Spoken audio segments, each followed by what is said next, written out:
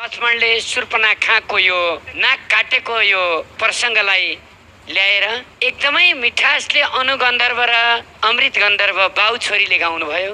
उहाँहरूलाई जोरदार ताली।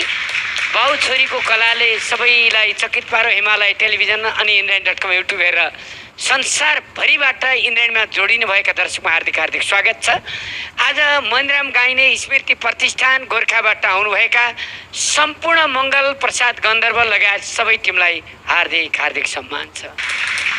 नेपाली गीत सङ्गीतलाई जीवन्त राख्ने